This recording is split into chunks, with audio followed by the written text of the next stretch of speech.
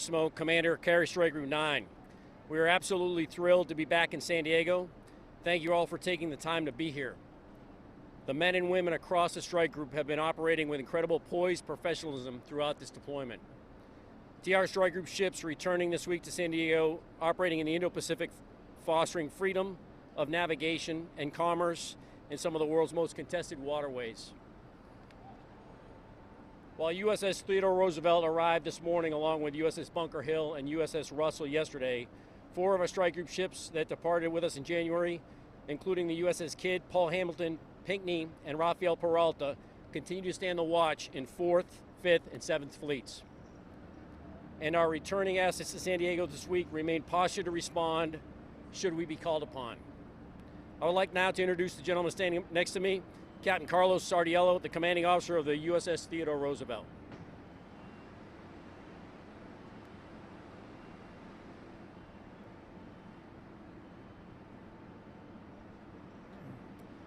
Good morning, everyone. As Admiral Verissimo stated, I'm Captain Carlos Sardiello, commanding officer USS Theodore Roosevelt. I echo the Admiral's remarks and thank you for being here today to greet us. Theodore Roosevelt crew returned today to San Diego following a challenging and successful deployment to the Indo-Pacific. The Rough Riders served with pride, professionalism, and honor during the last 6 months. And the crew is incredibly excited to be back here at home to enjoy some downtime and visit with family and friends.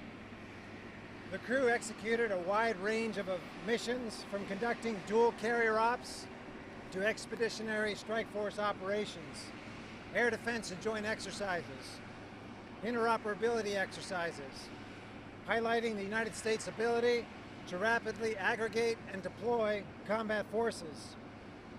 Over the last 35 days, the crew has disinfected and cleaned the ship 3 times a day. We're screened for influenza-like illness symptoms, and we returned to San Diego this morning with 0 cases of COVID among the crew, embarked air wing, and the staffs. As you all are well aware, this deployment presented unprecedented challenges, and I'm incredibly proud of the Rough Rider team for their tenacity and fortitude. And with that, I'll turn it over to the Public Affairs Officer to start the Q&A. Thank you.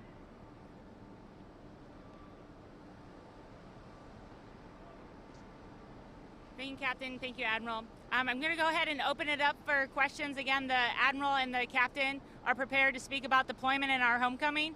For the first question, San Diego Union Tribune. Oh, go ahead, ma'am.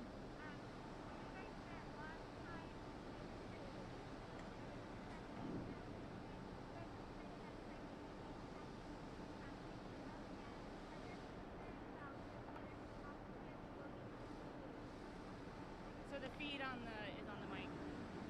So the question was about concerns of the sailors coming back to the community with COVID ongoing in the community. Did I understand your question correctly?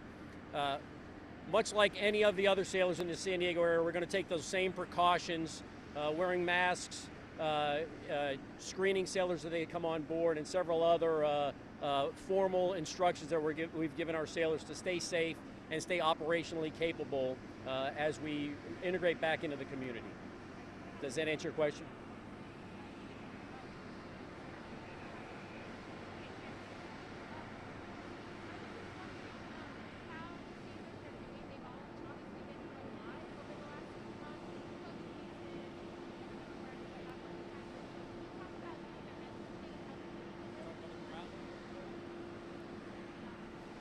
Okay, the crew's morale is very high.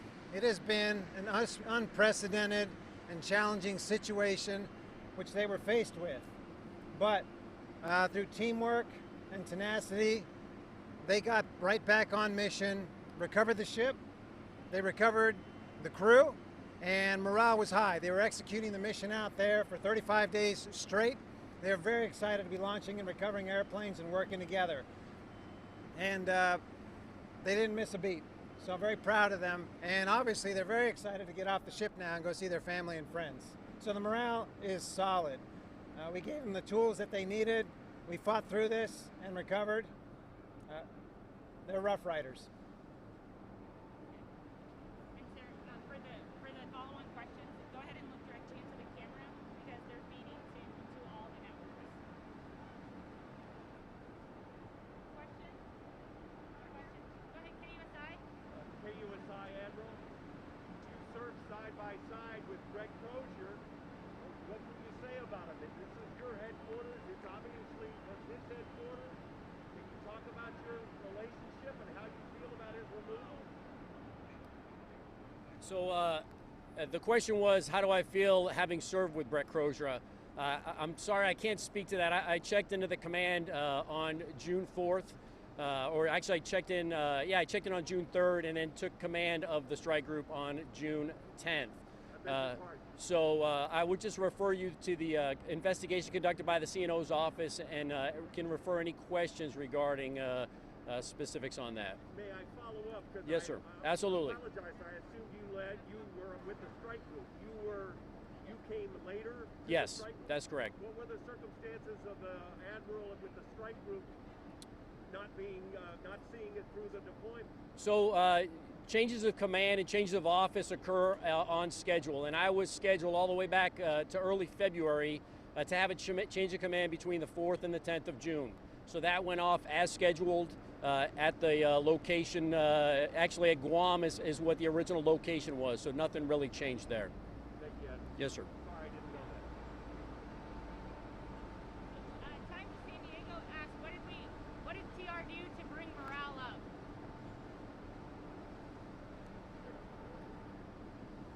So obviously, the world is facing the COVID together. It's never happened before. It's a scary thing. The biggest thing was to give clear and concise guidance and direction on what we were doing, and then make sure that we were socially connected. We used innovative methods like everyone around the world, remote applications, social networking tools, we had a closed Facebook page that we applied the ability to share information, to share our concerns, and to show support for each other. And then to the limitations of the restrictions that we had on board, we started applying things where we could do physical fitness with social distancing and morale events on board. You know, bingo night the other night. We did a lot of TV shows. I did a lot of taping in private, and we would stream that for the crew. So really, the bottom line is staying connected, just like the families are doing back home, to show each other support, because this is a tough time.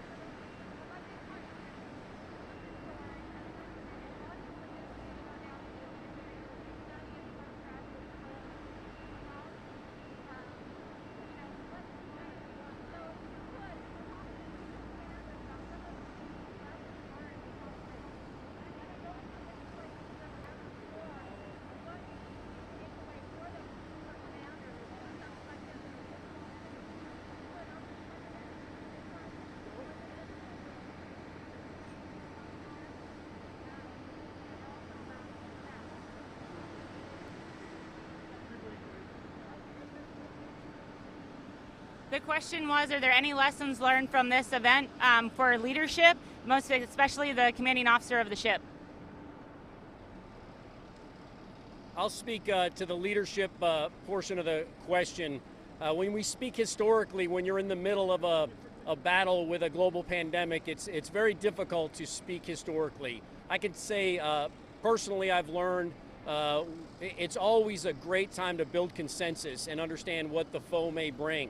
But with an unknown foe and an unknown future, it's really important to lead concisely and lead strongly and emphasize what your goals and your outcomes that you desire should be. And I'd like to just add too on the morale, because I come as a unique fixture, that I showed up just as the ship was coming together again COVID-free. I can tell you the sailors were remarkably happy to be back with their shipmates. Being on board ship on deployment is tough, but our sailors were happy across the strike group to have everyone together as a team again, able to fight and able to perform. So as far as lessons learned, I would offer that what is being done in society with the masks, the social distancing, and the cleaning, those measures absolutely work. We have a very constrained environment on board the ship, and in execution of those, from application, you know, it's a wait and see with COVID. Is it going to develop or not? And it didn't. We absolutely stopped it in its tracks. Another thing that we learned, there are some efficiencies that we can take. For instance, we applied telemedicine, teledentistry, where folks were not coming down to medical. And we were taking care of a lot of cases of other stuff, scraped knees and minor things. So that introduced some efficiencies. And there are other areas around the ship where we see an opportunity to change the way we do business, leveraging the situation. So that's a big lesson learned for us.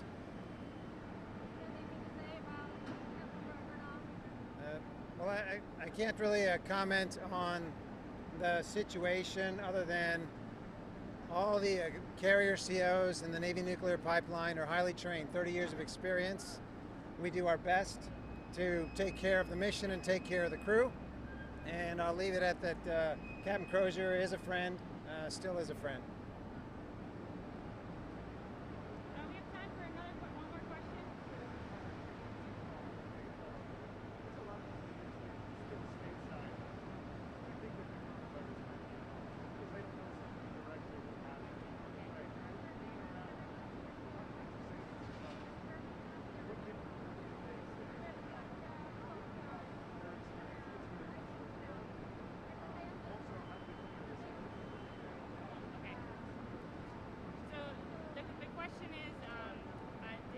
Some people believe that the coronavirus is a hoax based on what has gone on board the ship. What can we tell the public about how the coronavirus impacted our sailors? And then what are we doing to ensure that our sailors are safe when they go out on liberty? The question was, what have we learned on board Theodore Roosevelt and the Theodore Roosevelt Strike Group about the coronavirus and how we might help or influence the local communities and how we protect our sailors? Is that about right with your question? Yeah, essentially, there's some people here who still don't know if it's a real thing, because they don't know somebody who has it. You guys have been around a bunch of people who do. What message do you have, and how do you prepare you guys coming on, guys and girls coming on? So clearly for the Navy, and I'll speak for the Navy only, we are learning and have learned a ton. I think the sailors on board TR have gone above and beyond in making themselves available for whether you use the word study or investigation of the effects of COVID and antibodies to COVID and how the human body reacts and adapts in the current environment. I think we have a very young and resilient crew. We have been very clear with our crew in communicating that although the virus hasn't seemed to really impact them with difficult circumstances, we have people that are much more susceptible to the virus with our family members and with our local community. So we've talked and trained quite a bit so that we perform correctly with our community and that we take the measures we've learned on board the TR to minimize and eliminate the spread of COVID. And if we do have an exposure, we've got a very specific plan to try to combat that virus if it were to take hold again. Hopefully that answers your question, sir. Thank you, Admiral. Thank you, everyone, for coming out. That's all the questions we have time for as we want to start getting some of the sailors off the ship. We do have one sailor that is available to come and answer questions from the crew perspective. So if you could just stand by while the Admiral and the Captain depart, I can bring AC1 right up to the microphone to answer any questions.